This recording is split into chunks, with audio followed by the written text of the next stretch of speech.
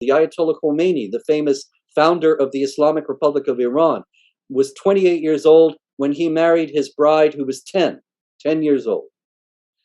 He also recommended that Muslim men marry girls before they reached puberty.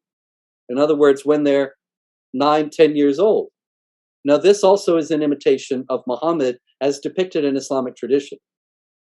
When Muhammad was 51 years old, he married a 6-year-old girl named Aisha and consummated the marriage, or in other words, raped her, because of course she had no way to refuse consent when he was 54 and she was 9. Because Muhammad is the excellent example as specified in Quran 33:21, as I noted before, that also is an excellent example. And there is considered to be no moral difficulty with seizing a child and raping the child, because Muhammad did it.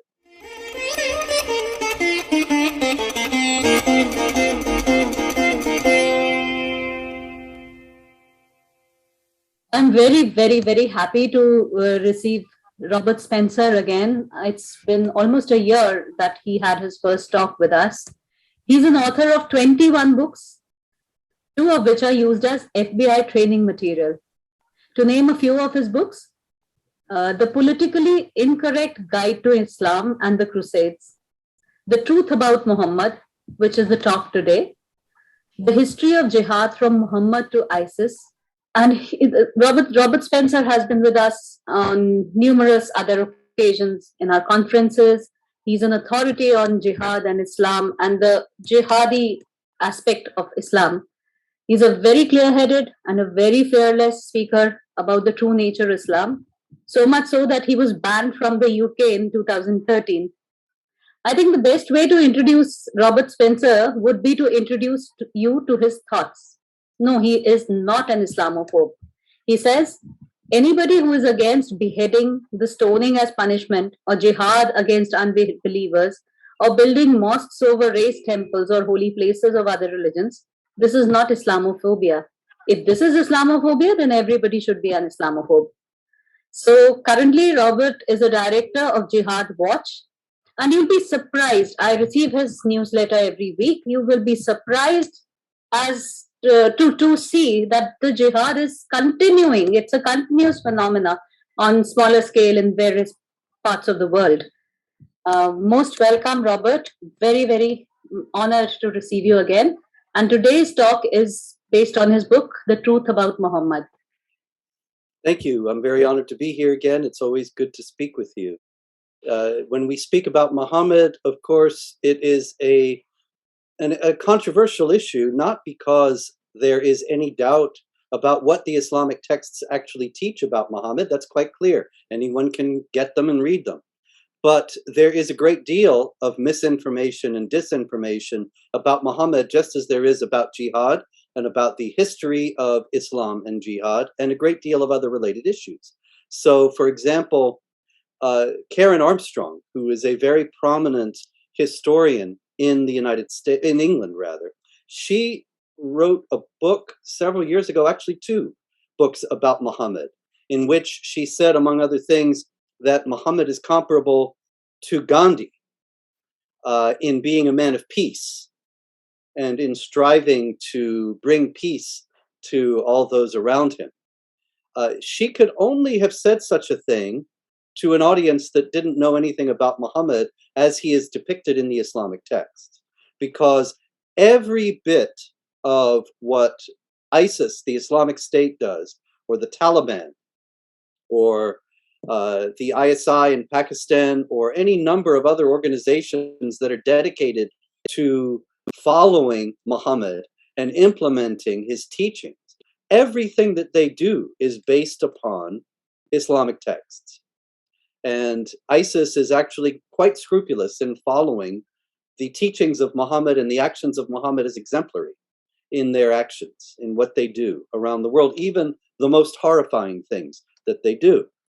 This is something that is denied or assumed to be false by most of the intelligence and law enforcement authorities in the world. As a matter of fact, you noted in introducing me very kindly that several of my books were used in FBI training materials. That was up until about 10 years ago.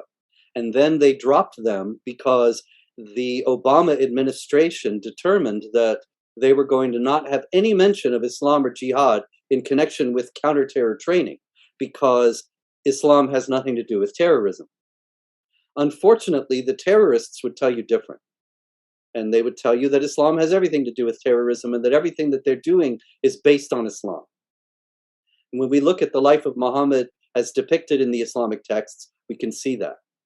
Muhammad, according to the earliest available Islamic sources, was born in 570 in Arabia, in Mecca. And in the year 610, when he was 40 years old, he was praying in a cave on a mountain outside Mecca. And there appeared to him a being. In standard Islamic history, this is represented as the angel Gabriel. And according to Islamic sources, it was Gabriel, the angel, who appeared to Muhammad to give him the Quran over a period of 23 years subsequent to the first meeting. However, if you look at the earliest records, there is no mention of Gabriel, and the being is not identified. Muhammad is also depicted as being absolutely terrified by the vision that he had received, and not knowing if he was possessed by a demon, which is a strange response to having an encounter with an angel. He then went home shivering with fear and told his wife Khadija to cover him with a blanket because he was trembling. And he told her what had happened. Ultimately, she took him to her uncle, Waraka bin Nawfal, who was a Christian priest. And he explained to Muhammad, and all this, remember, is according to the earliest Islamic sources, that he was a prophet and that that was Gabriel. However, there's a very strange aspect to the stories, and that is that Gabriel is terrifying. In their first encounter, it says that he pressed Muhammad so hard that he thought he was going to die. Now, ordinarily, when one encounters, in various religious traditions, when there are encounters with spiritual beings, when one is terrified and threatened and frightened, generally that being is not one that is bringing good. And this is the dilemma that is presented to us in the earliest Islamic texts. This is supposed to be the angel Gabriel, the messenger of Allah, the only God. And clearly, however, he's working on the basis of violence and intimidation. He's terrifying Muhammad into submission. And then later, there are other strange aspects of the story. Gabriel starts to visit him regularly, and then when he stops, Muhammad goes to the top of a high mountain and he's going to throw himself off and commit suicide. This is also a strange reaction to what is supposed to be a benign heavenly being. In any case, Gabriel is thus identified, visits Muhammad on a regular basis for the next 23 years, and gives him what becomes the Quran, the holy book of Islam. And in the Quran, the holy book of Islam, we see the same violence and intimidation that Gabriel first displayed to Muhammad in the first encounter that they had. It's the same thing all the way through, that the Prophet Muhammad is supposed to submit and be the slave of Allah. And then the non-Muslims are supposed to submit and be the slaves of the Muslims. And all of the whole superstructure of Islam, women are supposed to submit and be the slaves to men. The whole thing is based on submission and intimidation and fear. Nowadays, of course, we see this in the Taliban very clearly. And the Taliban believe that they are carrying out the teachings of Muhammad and following the example of Muhammad. And so Muhammad said that Allah will pour molten lead into the ears of people who listen to music. And so they go and break musical instruments. This creates fear and intimidation among people who listen to music and the musicians themselves. And in microcosm, it is the same phenomenon all over again, that the people are terrified into submission. And that is the Islamic vision for the world. Very briefly, the career of Muhammad started out in Mecca with him preaching. Now, this is, again, a source of a great deal of, or the focus, I should say, of a great deal of misinformation and disinformation. Because Muhammad is preaching, he only gathers a small band of followers by the first 12 years of his career as a prophet, from 610 to 622. And he's preaching tolerance. In the Quran, in chapter 109, it says, "Say to the unbelievers, I do not worship what you worship, and you do not worship what I worship. You will not worship what I worship, and I will not worship what you worship. To you, your religion, and to me, mine." Now, that is rather grudgingly put, but it's nonetheless a statement of tolerance. Let's leave each other alone. We have different points of view. However, this was only something that Muhammad preached when the Muslims were a small band. When they grew larger, and later on, when Muhammad went from Mecca to Medina, another city in Arabia, he began to preach warfare against unbelievers. When the Muslims grew in number and gained power. Now, this is very important because in Islam, everything Muhammad did is exemplary. Chapter 33, verse 21 of the Quran says that Muhammad is an excellent example for you. An excellent example is not qualified. In other words, there is no limitation on that excellent example. Everything Muhammad did is good and to be imitated by the Muslim. Consequently, when the Muslims are a small band and Muhammad is preaching tolerance, when you have Muslims who are a small group in a particular nation, they will preach peace and tolerance. When they grow in numbers and power, then you will find they are preaching a very different message. Muhammad, in the year 622, was invited, according to Islamic tradition, by the people of Yathrib, which was a nearby city, which later on became renamed as Medina or Medinat Nabi, the city of the Prophet. He was invited to come and be a political and military leader of the city, as well as the religious leader, and they would convert to Islam. Once there, he began to preach that Allah was giving him revelations about the necessity in the first place to fight defensive wars against the unbelievers, and then to fight offensive wars against the unbelievers, in order to bring them under the hegemony of Islam, to convert them to Islam, or if they refuse to convert to Islam, then to make them submit to the hegemony of Islamic law, and to recognize their degraded status in this world as well as in the next, as the punishment from Allah for refusing to accept Islam. The Quran is full of warnings that the unbelievers will be punished in this world and not just in hellfire. And the punishment in this world is to be enforced by the Muslims themselves, who will terrorize, strike terror in the hearts of the unbelievers. This is in chapter 8, verse 60 of the Quran, and bring them into submission to Islamic law, which guarantees them a second-class status. Now, this is something that Muslims have put into practice throughout history. In the first era of Islam, there were the caliphates. The caliphs were, caliph means successor. And the caliphs were the successors of Muhammad as the political, military, and spiritual leaders of the Islamic world. And just as Muhammad did, they led offensive wars against the neighboring states in order to bring them under the hegemony of the Islamic world. When the Arabs first came out of Arabia, after the death of Muhammad in 632, Islam was actually in an inchoate state and was not fully formulated dogmatically as it is today. However, those conquests in Islamic tradition have been ascribed to the imitation of Muhammad, who called for warfare against unbelievers, making the heart of the Islamic world, the Middle East, North Africa, and Persia, out of what had been Christian and Zoroastrian areas. And they were conquered. Then, according to the Quran, they were subjugated under the hegemony of the Muslims. The non-Muslims were made to submit. This is in direct, exemplary imitation of Muhammad, as commanding that Muslims must fight against the unbelievers. First, invite them to accept Islam. Then, if they refuse, ask them to pay the jizya, which is a tax specified in chapter 9, verse 29 of the Quran, a tax in tribute to the Muslims as a sign of one's submission to their hegemony. And if they refuse both, to go to war against them.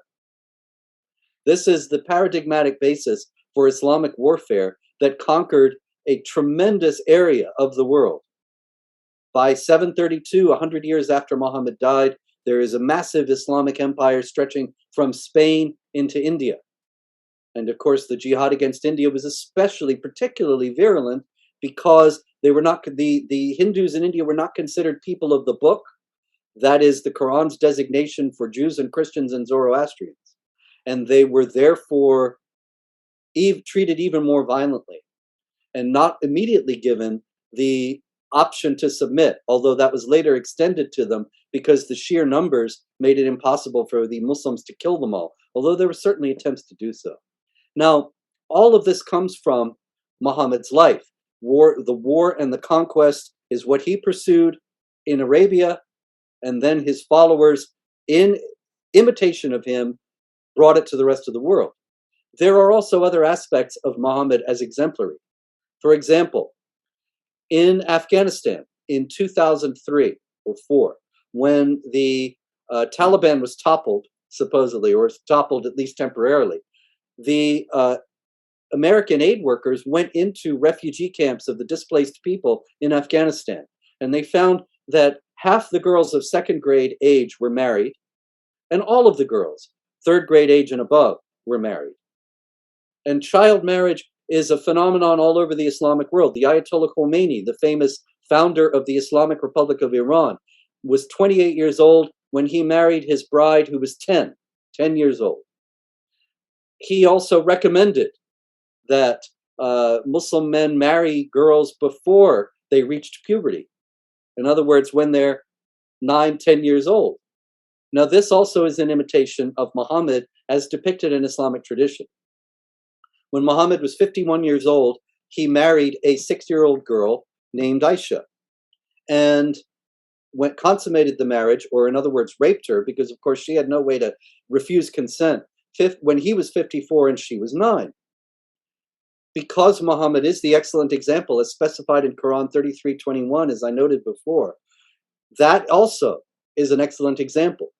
And there is considered to be no moral difficulty with seizing a child and raping the child, because Muhammad did it. Also, there is the sexual enslavement of non-Muslim women, or what we would say in the modern world, particularly in India, love jihad in various permutations, but its roots go back to Muhammad also. There is a famous story, for example, of the raid of Khaybar. Khaybar was an oasis in northern Arabia where the Jewish tribes that Muhammad had previously exiled from Medina had gone to take refuge. But Muhammad ultimately went and invaded Khaybar. And incidentally, it's worth noting that he arrived there at night, but waited to strike until the morning because he wanted to hear if there would be the Islamic call to prayer in the morning. If there was not, he would invade. If there was, he would not, because he was commanded, in his own words, according to a tradition, to fight against the people who, until they confess that there is no God but Allah and Muhammad is the messenger. So if the people of Khaybar had confessed that there was no God but Allah and Muhammad was the messenger, he wouldn't have fought them. He did not hear the Islamic call to prayer, so he invaded.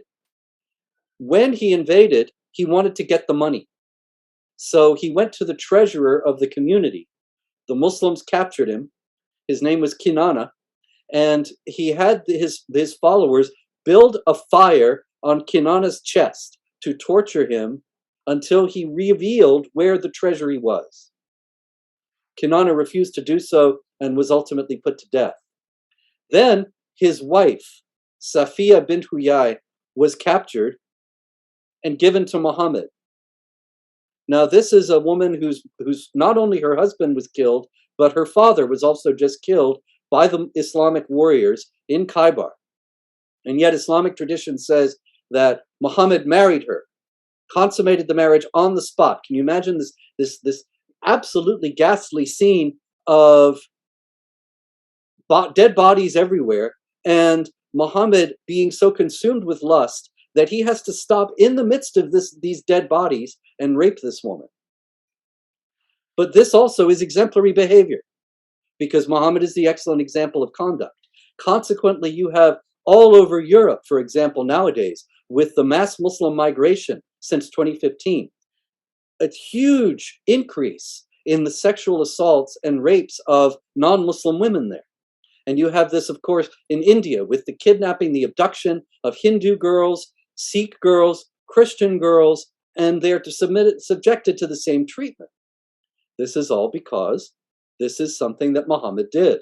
And it's also specified in the Quran in chapter 4, verse 3, that you can marry up to 4 women, but also take the captives of the right hand. And the captives of the right hand are these infidel girls, specified in chapter 33, verse 50 of the Quran, to be the spoils of war, that is, seized in battle, just like Safiya bint Huyai, and used in this manner. All of these things come back to Muhammad.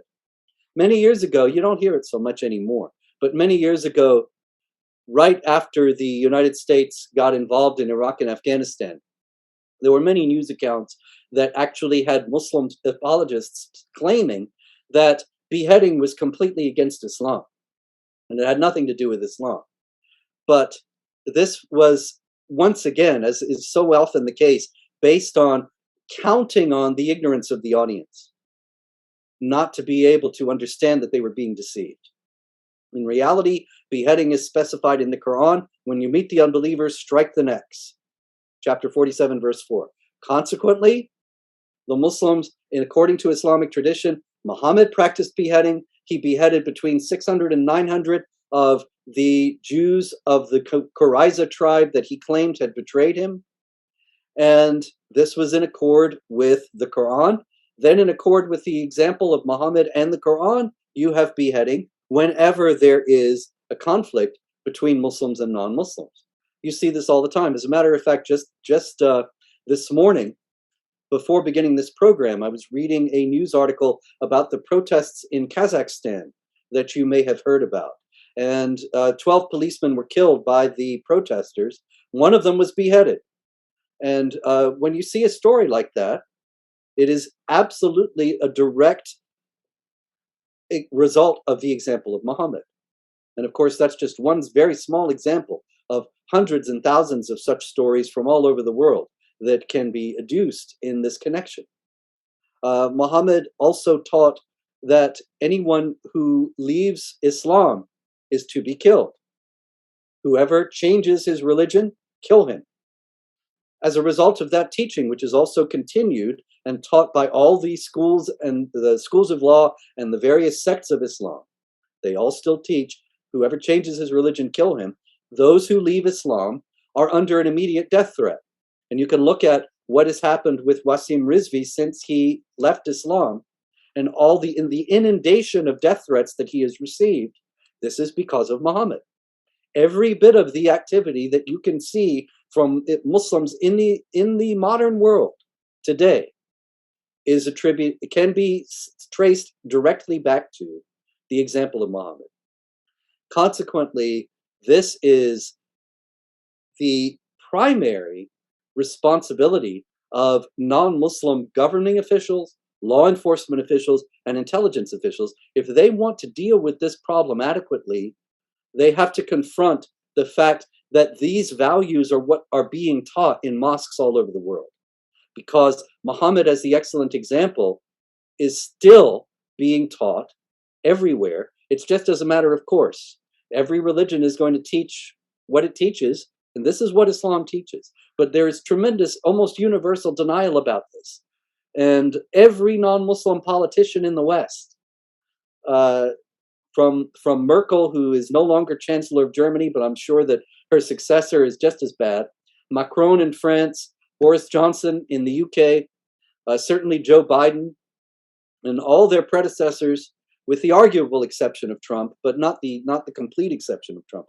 Every last one of them teaches, and the Pope as well, and every Western authority teaches that Islam is a religion of peace that has nothing to do with terrorism. I'm sure this is true also in India. Every non-Muslim state seems to be absolutely fanatically committed to the idea that Islam is peaceful. The first thing that we have to acknowledge is that that's not true. That Muhammad taught warfare, he engaged in warfare, and he left an example of warfare and subjugation for his people. And that if we do not confront this, if we're not realistic about this, it's just going to keep going on. One thing that could be done by non-Muslim states, if they had the courage, would be to say that Muslims are perfectly free to practice their religion in these various countries, but only insofar as they do not conflict with the law of the land. And so efforts to engage in violence against non-Muslims, to subjugate them, to impose Sharia, would be unacceptable and prosecuted fully. Were that to happen, along with prosecution of child marriage, polygamy, and so much else that comes from Muhammad's example, the world would be a very different place. I can give you one example in closing. There was a training camp discovered in the United States a few years ago in New Mexico, in a remote area. And the training camp was actually taking children and training them to be suicide bombers. And the idea was that they would go into schools and blow themselves up and kill large numbers of other children. This was being run by a man named Siraj ibn Wahhaj, who was the son of a very prominent Islamic spokesman in the United States, Siraj Wahhaj. And Siraj ibn Wahhaj had several wives. He had actually come to the attention of law enforcement previously for leaving one wife without divorcing her and marrying again. Polygamy is ostensibly illegal in the United States, but because the United States is primarily interested in not appearing to be Islamophobic, nothing was done about Siraj ibn Wahhaj's polygamy. And so he went to New Mexico and started this jihad training camp. If his polygamy had been prosecuted, as would be normal because it is illegal, then he wouldn't have been free to start the jihad training camp. If the United States and other states were consistent in applying their own laws to Muslims, which they are not doing because they're afraid, they're intimidated, and they want to accommodate them, then there would be a great deal less jihad activity around the world. But that is unfortunately just the opposite of what is happening. On that happy note, I will conclude, and if you have questions, we can discuss them now. Thank you.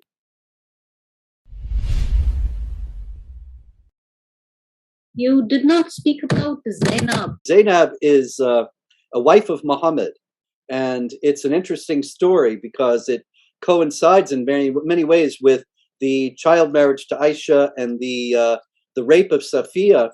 It's a license for a certain kind of libertinism and a justification for all sorts of behavior that virtually every culture in the world would declare to be immoral. Zainab was the daughter-in-law of Muhammad. This is what you asked me about. Is that correct? I just want to make sure I heard you right. Yes. She was the wife of Zayd, who was the adopted son of Muhammad. But at one point, Muhammad, according to Islamic tradition, went to visit his son, Zayd, who was his adopted son, and he did not find him at home. He found Zainab at home, and she was not fully dressed when she entered the door, and he was overcome, the story says, by her beauty.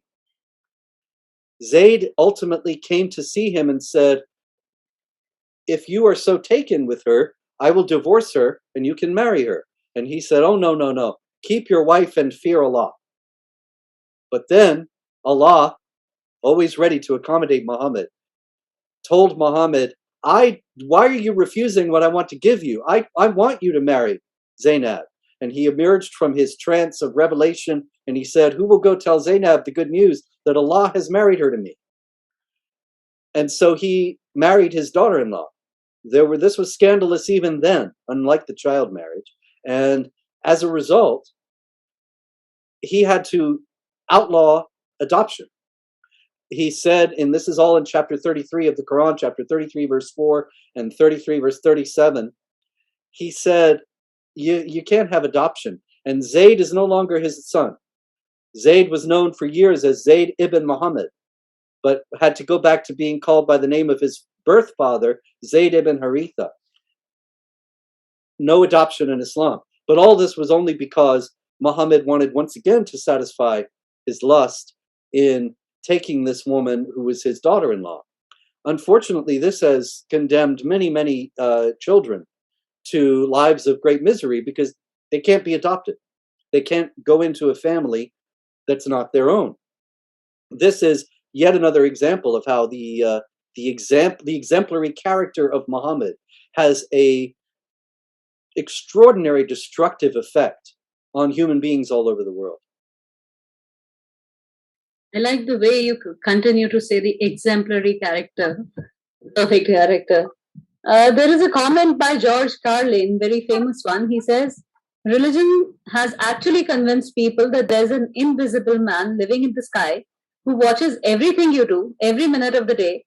And the invisible man has a special list of some things that he does not want you to do. And if you do any of those things, he has a special place full of fire and smoke and burning and torture and anguish, where he will send you to live and suffer and burn and choke and scream and cry forever and ever till the end of time. But he loves you. He loves you. And he needs money. He always needs money. He's all powerful, all perfect, all knowing, all wise, but somehow just can't handle money. And in Islam, I will also say that that invisible man is very interested in your bedroom. Yes, very. But it's not just money either. The Quran in chapter 9, verse 14 and 15, it says, fight them and Allah will punish them by your hands. And so to take the gentleman's very entertaining characterization, you have the invisible man who is all powerful and created everything, not able to punish those who displease him on his own, and consequently needs to enlist the services of other human beings in order to punish those who displease him. You see, note this is a very important verse that is often overlooked. Fight them, and Allah will punish them by your hands. It's chapter 9, verse 14. In other words, the Muslims are the executors of the wrath of Allah. They are the ones who are charged by Allah to punish the rest of us for not believing in Allah. And this is a great reason why there's so much of this violence by Muslims against non-Muslims, because that's their job. They are supposed to punish us. Okay. My question, which you have partly discussed in your lecture, is why developed countries fail to take notice of Islam's narrative that Quran mandates Muslims to spread their religion by power of sword. They don't have political will to support countries like India from onslaught of Pakistan. Is it their money power, Muslims' money power and fear? And why the examples given by you are not told to the common man, non-Muslims? Thank you. Why the political nations are not siding with India, why US fails to take an action against Pakistan, and why is it that common people are not told about the examples that you mentioned? There seems to be a very powerful force that does not want these things to be known. And it, I do believe, has a great deal to do with money, as you noted, that the Muslim nations are, some of them are very wealthy and have close relations with the United States, economic relations, the Saudis and their oil and so on. And the Saudis in particular have spent millions and millions of dollars in American universities. And so you have a huge Prince Al-Walid bin Talal Center for Muslim Christian Understanding in Georgetown University in Washington, D.C., very prominent university. In Harvard, you have another Al-Walid Center. Al-Walid is a billionaire, a Saudi billionaire, and he's a hardline Muslim. And so when he gives these millions to the American universities, he wants them to toe his line, and they're happy to do so because all they want is the money. And so American universities, instead of teaching the truth about these things, they will teach that Islam is a religion of peace and that the problem is all Islamophobes, which means you and me, who speak terrible things about Muhammad and Islam and make people dislike it. And this is not just the American universities either. A few years back, it was revealed that favorable coverage of various issues had been bought. That is, the American media, CNN and the others, were paid money to give favorable coverage to various issues. When I saw that, I immediately thought, well, I'll bet that's the same thing that's happening when it comes to jihad, because there is nothing but favorable coverage of Islam. And whenever there's a jihad attack in the West, the stories are all about the fear of backlash against innocent Muslims and not about the people, the victims or jihad at all. And so I do believe a great deal of this is that these people are bought, that for the sake of money, they are not telling the truth about these issues. As a matter of fact, there's been, and it is, the Islamic groups have thought of everything. We have to give them credit for planning. There is not an issue, not an area of society where they have not entered and turned the narrative in the way that they want it. So why do we not speak? Why are people not told about these things in the schools? If you read textbooks in the United States, and I'm sure this is true elsewhere also, Islam is peaceful. Islam is tolerant. Islam spread all over the world because it's so wonderful. Whereas all the other religions are given very negative treatments. And this is in American public school textbooks. Why? Because Islamic groups have targeted the textbook manufacturers and told them, we want to help you avoid Islamophobia in your textbooks. And they've turned them around to make them into essentially instruments of proselytization. It's all about the money. A question from Bhaskar. When and how did the ideal of calling Islam a religion of peace emerge? That's a interesting question. It actually comes from the 19th century. There was a book published in the 19th century called Islam, the Religion of Peace, and it was the first effort in a major propaganda effort to fool non-Muslims about the nature of Islam. It's gained particular energy and impetus in the beginning in the 1970s in the West, at the very least. There was a professor, Edward Said, who was actually a Christian Arab, not a Muslim at all. And Edward Said wrote a book called Orientalism. And Orientalism was all about how any criticism of the Islamic world from the West was just part of the colonial project. It was colonialist oppression. And as a result, if Westerners did not want to be colonialist and racist and imperialist, then they could not say anything critical about Islam, because that would be an imposition of Western values onto the Islamic world. Now, of course, you and I know this is nonsense, because we are from very different parts of the world, and yet we encounter Islam in the same way and see that it's aggressive, belligerent, violent, expansionist, supremacist, and so on. And this has nothing to do with colonialism. It has nothing to do, you're just as much victims of colonialism as any Islamic group, if you want to speak in those terms. It has to do with the nature of Islam itself.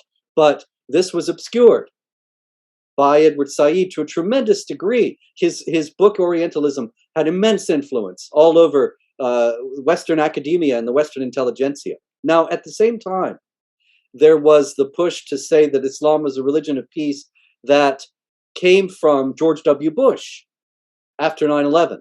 On September 17th, 2001, he went to a mosque in Washington, D.C., and he said, Islam is peace, and we want to emphasize that this attack is nothing to do with Islam.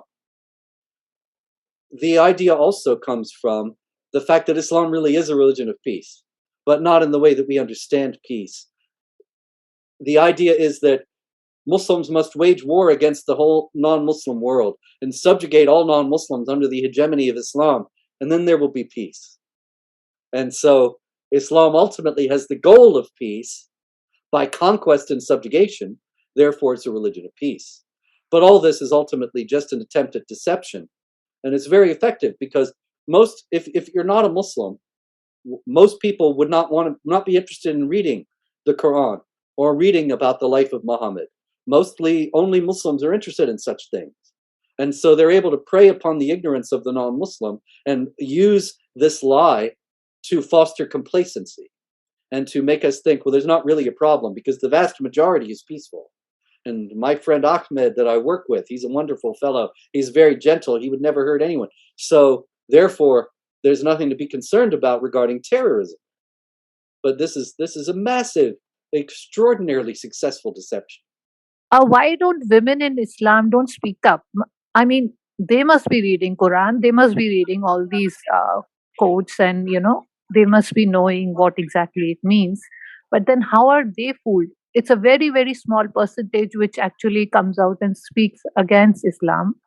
In order to criticize Islam, a Muslim woman would have to have a moral standpoint separate from Islam, which a Muslim woman is not likely to have. In other words, when we look at the world and we think about it in terms of what's good and what's evil, or what's right and what's wrong, we do so based on our own moral assumptions and beliefs. And so a Muslim woman is taught Islamic assumptions and beliefs. And so she's taught that she's a secondary human being, to serve, be a slave of the husband, to be beaten if she's disobedient, to have polygamy if the husband wants. And most of the women, most of the people in hellfire are women, and so on. These things are taught to her. This is holy writ. This is what Allah says, the only God and the Prophet, the perfect man and the excellent example. So consequently, there's no standpoint on which the woman can have. There's no standpoint the woman has to judge Islam. To judge Islam is already to place yourself outside the fold, and that means that Allah will punish you in this world and the next. So this is a very powerful appeal. You take, for example, the Islamic Republic of Iran. And of course, previous to 1979, it was a Western-style secular democracy, and the women did not wear hijab. And so a lot of women protested when they said you have to wear hijab, and they didn't want to wear it. And many women were brought into line by the mullahs telling them that if they did not wear hijab, they would be suspended by their hair upside down in hell forever. Now imagine if you really believed that. It sounds ludicrous to us, but imagine if you really thought that there's an Allah and there's a hell and he's going to put you in it upside down by your hair. If you don't wear this thing, you'll wear it.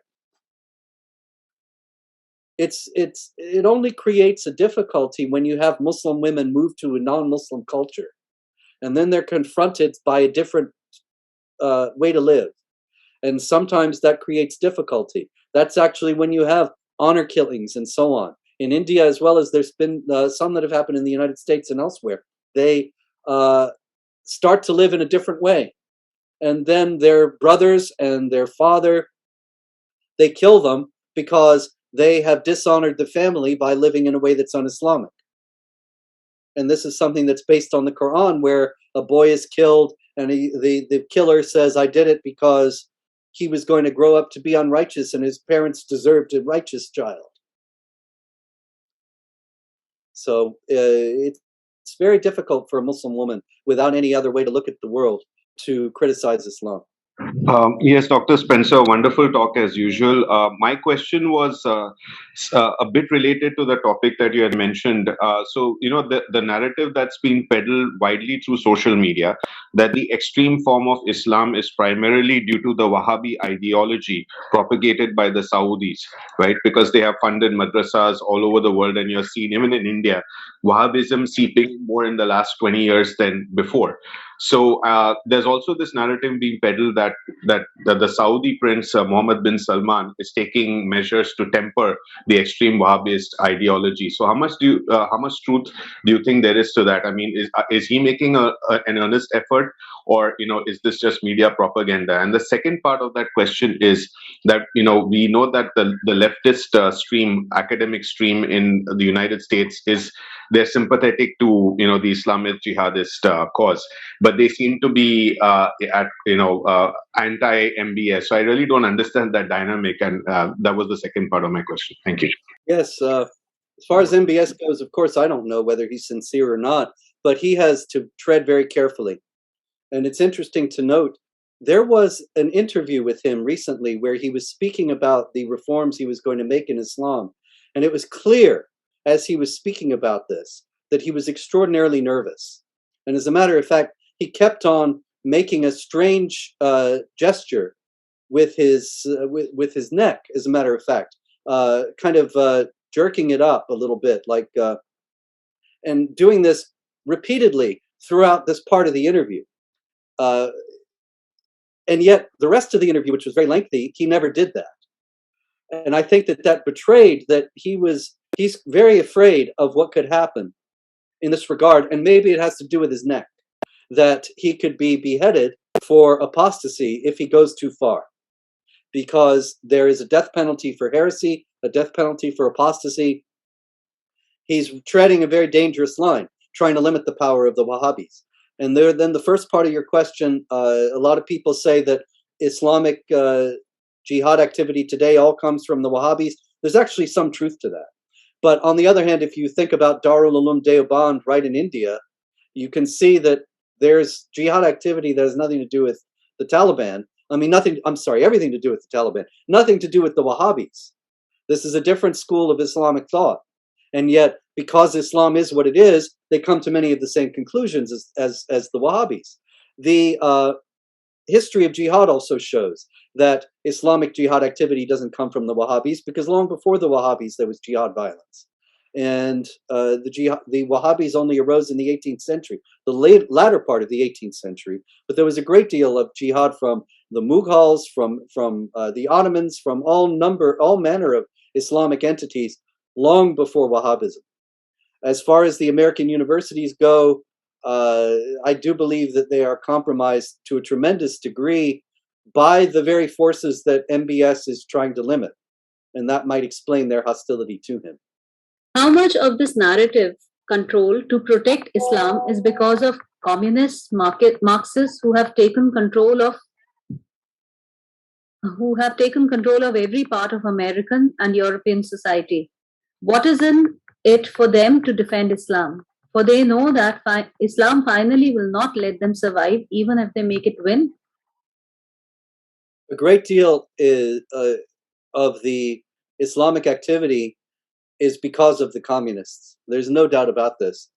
They are close allies, and a lot of people are puzzled by this, but it's because actually they have a shared authoritarian worldview. Islam is against freedom. Islam is the slavery of the human being. And communism is the slavery of the human being. They are both utopian philosophies. They both are going to create a paradise on earth.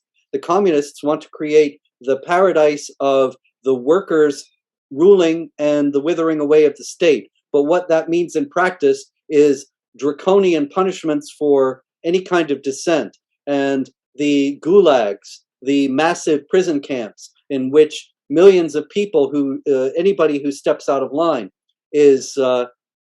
are held in these camps. So the idea is that you have a paradise created by a reign of terror. That's Islam also. Sharia, Islamic law, is supposed to be the perfect law of Allah. And so you implement it in a society, you have a perfect society. It's utopia. But at the same time, it is enforced by the beheadings, the amputations, the stonings, the reign of terror. So both the left and Islam, they love authoritarianism, and they want to establish a paradise on earth created by a reign of terror and enforced by a reign of terror. Also, the left, in trying to take over the West and destroy the United States, they love Islam because Islam lends itself to authoritarianism. If you look in Islamic history, there's no history of democracies or republics. Islam has a history of all over the world.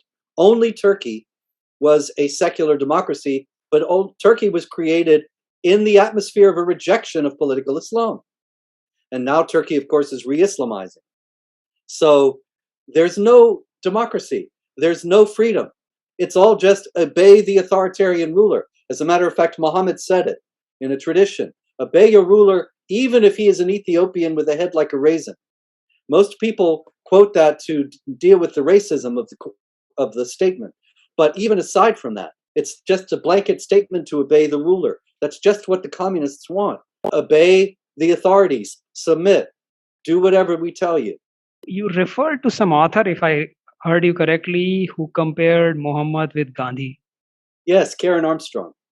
Karen Armstrong is a former nun, a Catholic nun, who left the monastery and became very enamored of Islam and wrote hagiographical biographies too of Muhammad. and a history of Islam, which is highly misleading and apologetic. Would you be Very able well. to share some comparisons which she made between Muhammad and Gandhi? Just curious. Yes, she claims that Muhammad taught peace and tried to make peace, and that one of the reasons why he conquered Arabia was to pacify it and keep the various tribes of Arabia from warring against each other. But she plays fast and loose with the facts. She ignored a great deal of what is taught in Islamic tradition about what Muhammad did and said, and she actively misrepresents the data. For example, she actually reviewed my book that is the subject of this lecture, The Truth About Muhammad. And in her review of it, she said, Spencer never mentions that the Quran says warfare is an awesome evil. She did not give the citation. And I've read the Quran dozens of times. I couldn't think of where on earth does the Quran say warfare is an awesome evil. And finally, I found it actually in chapter 2, verse 217, which I will find if you will bear with me for a moment, and then I will read it to you. What she was quoting was a passage that actually said, they ask you about warfare in the sacred month. Say, warfare during it is an awesome evil, but to turn people away from the way of Allah and to disbelieve in Him and expelling His people from the sacred mosque is more serious with Allah. Now, you have to understand, see, this passage is talking about whether it is allowed to fight during the 4 sacred months that were in the Arab calendar before Islam. There were 4 months in which it was forbidden to wage war. And they ask you about warfare in the sacred month. Say warfare during it is an awesome sin, but to turn people away from Allah and to disbelieve in Him and expelling His people from the sacred mosque is more serious with Allah. So what it's saying is, yes, warfare is bad, but these things are worse. When these people are persecuting you, it's worse. So therefore you can fight them during the sacred month. That's what the passage is actually saying. And she took a little piece of it to give the impression that Islam says that warfare is evil. Islam never says warfare is evil. All it was saying was warfare during this particular period is evil. However, there are worse evils in these people who are persecuting the Muslims, so warfare during the sacred month is okay. She's a liar, in other words. You are described as anti-Muslim author. What is your response to that? And again, my question that with your being banned from the United Kingdom and all these, did you also get death threats and all? Because we have a few speakers who have kind of completely gone off the media. Oh yeah, I get many death threats. They've actually tried to kill me twice. I was the focus of 2 assassination attempts. One was in Texas in 2015 when a couple of ISIS gunmen from Arizona actually came out of their car and they drew their guns and they were going to come in and shoot me and a number of others, but they were shot by our security forces outside our event. And then I was poisoned in Iceland in 2017 by someone who slipped some things into my drink. In any case, I also actually just got some death threats quite recently on Twitter. Fellow was writing me in direct messages with all these videos of beheadings and then saying he was looking for my address. In any case, I'm not worried about that. You know, it's not like I'm going to live forever. If people don't speak about these things, then they're just going to continue. So we have to stand up at a certain point. But in any case, I was banned from Britain actually for teaching that Islam has doctrines of warfare against unbelievers. That's actually what the letter from the UK Home Office to me said. You can find it online at my website, Jihad Watch, and read the whole thing. It's really just saying, in other words, because you say unwelcome truths, you are not welcome in the country. As far as being anti-Muslim, I reject that very strongly. I am not anti-Muslim. That would be against some human beings, and I'm not against any human beings. I'm against this ideology. To say that I'm anti-Muslim would be to say that opponents of the Nazis in Europe in 1940 were anti-German. And that would have been ridiculous. They were fighting for humanity against a great inhumanity, and that is what I'm doing. there is one question here that is quite important, I think. Mr. Spencer, you have done great work about the life of Muhammad as per the Islamic sources, but also about the genesis of Islam as per other sources of history. And these two are quite in conflict. Now, given the more recent knowledge by scholars like Christoph Luxemburg and so on, about the alternative, the non-Islamic history of Islam, the historicity and at any rate the life details of Muhammad are a bit problematic. So this is a very wide topic. I have many questions about it, but in general, you see, where is your thinking going in reconciling these two views of history? I don't believe, thank you. That's a very important question, and I'm honored by your being present here. In any case, there is no reconciling those two. Many people actually say that I have contradicted myself by writing the truth about Muhammad and then writing Did Muhammad exist and questioning the historicity of the Islamic texts. Actually, these are two separate inquiries. When we are discussing what Muslims believe, which is very important to know, because they are acting upon those beliefs every day around the world, then we have to know what is the content of the Quran, the Hadith, and the Sirah literature, the biographical literature about Muhammad. However, as a separate issue, we can look at whether those various sources have any historical value, and they have very little historical value.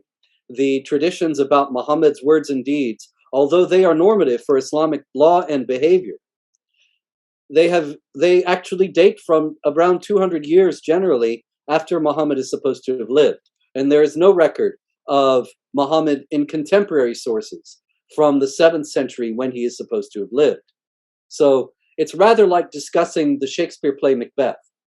We could have a discussion, we could have a show like this about Macbeth.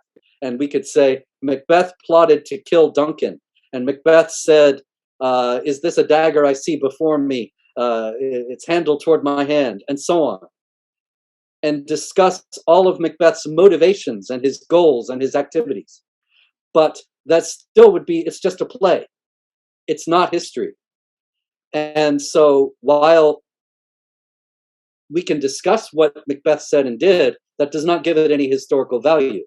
What we have with Islam is rather as if there were a large group of people who thought that the play Macbeth was holy writ, and that Macbeth was absolutely a historical figure and were imitating it.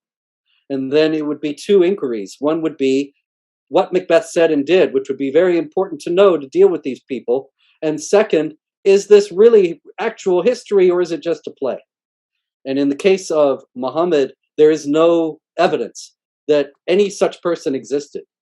He is a creation of various factions that created the Arab Empire for their own goals and purposes. Unfortunately, one of their primary goals was to create a warrior group that would preserve and expand and strengthen their empire. And so they sanctified warfare and conquest as being pleasing to Allah.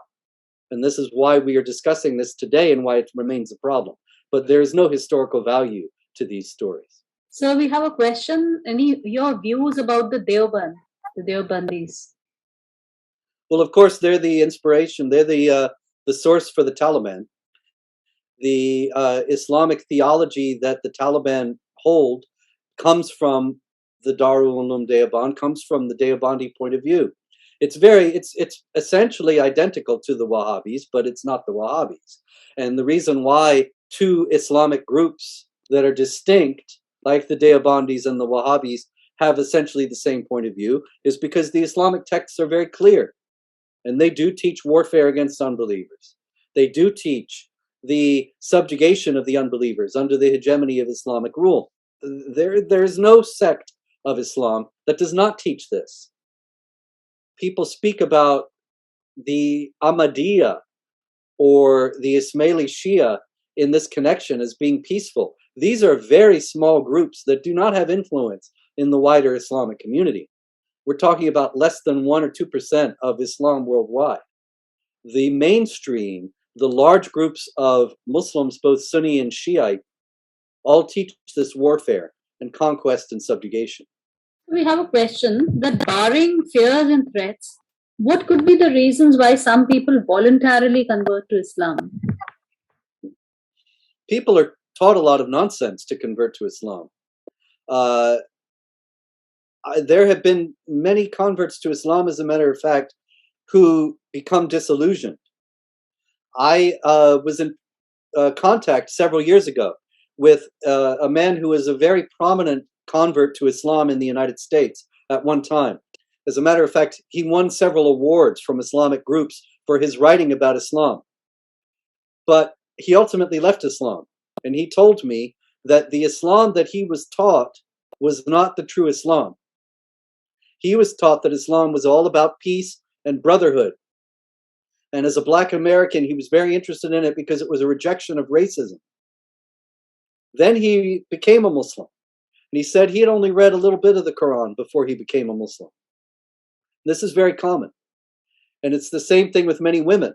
They are told that Islam teaches dignity and modesty. And that's the reason for the covering, that a woman has her own dignity and is not just a tool for men. Of course, it's just exactly the opposite. And the covering is all part of that mindset. But many of these converts do not see this until they get in. And then it's too late because you have the death penalty for leaving Islam. So many converts become all the more fanatical as they embrace the new religion fully. And there are many converts as a result who have been involved in jihad terror activity all around the world. But there are also some converts who become disillusioned and they leave Islam after a short period. Because the dawah, the proselytizing that is done to bring them in, is often quite different from the reality of Islam. And they only find out about these things like the prohibition of music, the subjugation of women, all these things once they're in. I also have a view that why we are attracted not just to Islam but to all the Abrahamic religions is the kind of support group that we find in the church, in the community, is the kind of support group that we find in the community. Because in other religions, you're largely left on your own. Here, they will, the Gurdwara or the church or the mosque, your local area mosque will take care of you if you're not doing well in life. There's no doubt about that. And that's very attractive, particularly in the West today, where there's no religion and there's a radical individualism that leaves people often atomized and isolated. And they feel alienated from the entire world. Then they can convert and suddenly they have a group of people who love them and care about them.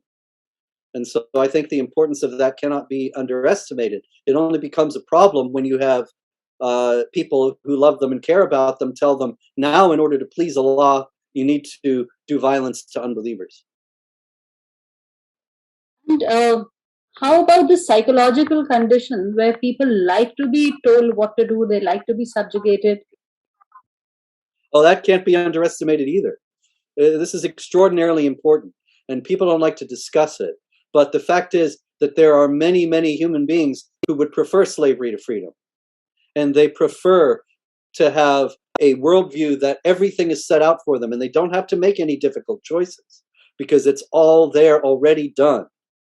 And so Islam, as a total explanation of everything in life, and they have laws and rules for every aspect of human behavior, it can be very comforting for some people because they like having a rule for every aspect of human behavior. And then they can know exactly what they should do every day. Good evening, sir. It was wonderful to listen to you. Now heard so many aspects of Muhammad earlier. Now this victimhood seems to be a very special characteristics of Muslims all over the world. And how much of it is really inherited from the Christian forebears in Europe? Oh, victimhood. Oh, I don't know the provenance of victimhood, except I do suspect that it comes from actually not Christianity, but the struggle against racism in the United States. Racism, of course, is the national trauma of the United States, and it has created the idea that there are people who are victimized who need special assistance and special accommodation. The Islamic groups in the United States and now also in Europe have made very skillful use of this, portraying themselves as victims of racist Islamophobic counter-terror measures and necessary and thus needing special treatment and accommodation because they are so discriminated against in the society. This is just playing on the historical controversies in the United States. But in terms of Islam, it doesn't have any substance. There haven't even been Muslims in the United States until relatively recently, and they have not suffered and do not suffer widespread discrimination and harassment. The problem is that the society is now constituted in a way that victimhood is prized and valued and is essentially currency to gain power and influence. And so the more of it you have, the more power and influence you can get. And so they're playing the game very skillfully. That, of course, we see this incredible obtuseness of governments all over the world, leaving aside a couple of governments like Japan and maybe Poland, who are very clear about how the Islamic population has to be managed, so to speak. But somehow the entire liberal world, and even India for that matter, as much as people glorify the Modi government, fact remains the same kind of obtuseness and, if I may say, mulishness on persisting with, according them, this legitimacy in the name of liberal democracy continues. And what is the way out that you see from here? Because, I mean, this is really... this seems to be no end to it. No matter what Muslims do, what they even express themselves clearly against the very governments that the very nations where they live and they find refuge. They speak against them. Yet, governments all over, they refuse to change their outlook. It's a liberal democratic trap, if I may put it that way. Well, I do believe that certainly the response of virtually all the governments around the world to Islam is based on falsehoods, and that consequently it cannot stand. I don't know when or how it will fall, but I do know that the fact that it's refuted on a more or less daily basis is a sign of hope, that eventually I think it will become impossible for governments in India, in Europe, in North America, everywhere around the world to ignore and deny this problem. Unfortunately, probably the jihad will have advanced a great deal more before it becomes impossible to ignore or deny. I learned Farsi for a while, Persian, and my teacher was a Shia, and he used to say that this, he had a very clear distinction. He says Shias are the one who gave us literature and arts and culture, and Sunnis were Arabs, they were tribes. And he gives the example of how Persia was captured initially. He said that it was the center of culture in the Ottoman Empire, all over Asia, in fact. And then these Arabs, they came on their camels, they had the muscle car, they subjugated Iran. And so it's like a PhD professor being a slave and the uncouth, illiterate servant becoming the master suddenly. And this situation could not go on for very long. So when Ali came, a successor of Muhammad, he saw that it is very difficult to continue this kind of arrangement. So he asked them that, okay, you accept Islam, but you can continue your own traditions.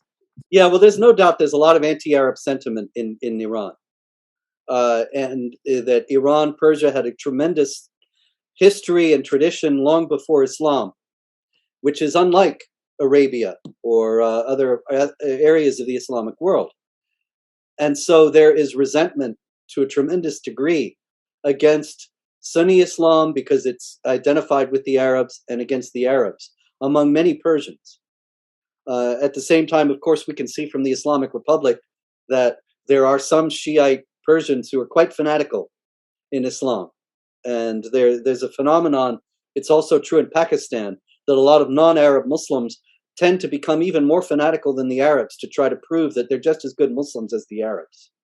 And so there are all these things happening, but there's tremendous discontent with Islam itself in Iran today because of the Islamic Republic, and because people who have lived under the Islamic Republic since 1979 have seen what Islam is all about, and they don't like it. And so there is a resurgence of Zoroastrianism, the worship of the fire, in Iran, because many Persians in secret are recovering their ancestral religion. And a tremendous falling away from Islam. As a matter of fact, there was a poll in the Islamic Republic of Iran quite recently, within the last few years, where the number of people who professed Islam was in the 30s, the percentage. About 35% of people in Iran said they were Muslims, which is extraordinary because officially 99% of the people in Iran are Muslims. But a tremendous number have left Islam for various other things, including fire worship.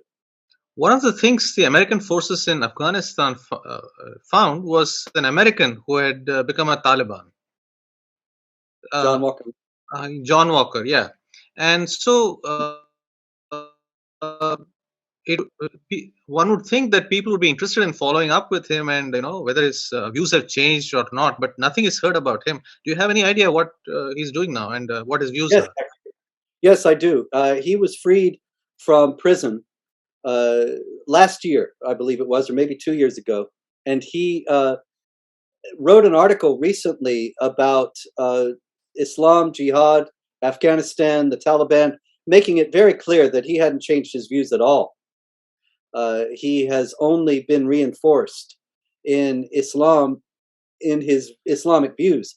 It's noteworthy that he's a convert and that he came out of the rootless and traditionless individualism of society in Southern California and the materialism of it, and embraced Islam as being an all-encompassing answer. Now, because he has waged jihad against the United States and served time in prison, he's a hero to some Muslims. And I think we will likely be hearing more about him, more from him in the future. Robert, what do you think it will take for all these ex-Muslims in Iran, for example, to come out together? What can be done to encourage them coming together? The Islamic Republic was in very bad shape just last year. The Trump administration had placed sanctions on Iran that were creating great difficulty for the Iranian economy. And people warned against this and said this will just turn people more away from America and make them embrace the Islamic Republic. But it had actually the opposite effect. And the people were demonstrating in Iran, as they are again now, saying, you're giving our money to Syria and Lebanon, to Hezbollah and to Assad, and you should be giving it to the Iranian people. And so it's possible. Of course, now the Biden administration has given the Islamic Republic a reprieve and removed the sanctions and is going to restore the nuclear deal. But it may have been quite close to the toppling of the Islamic Republic just last year, and it still could happen.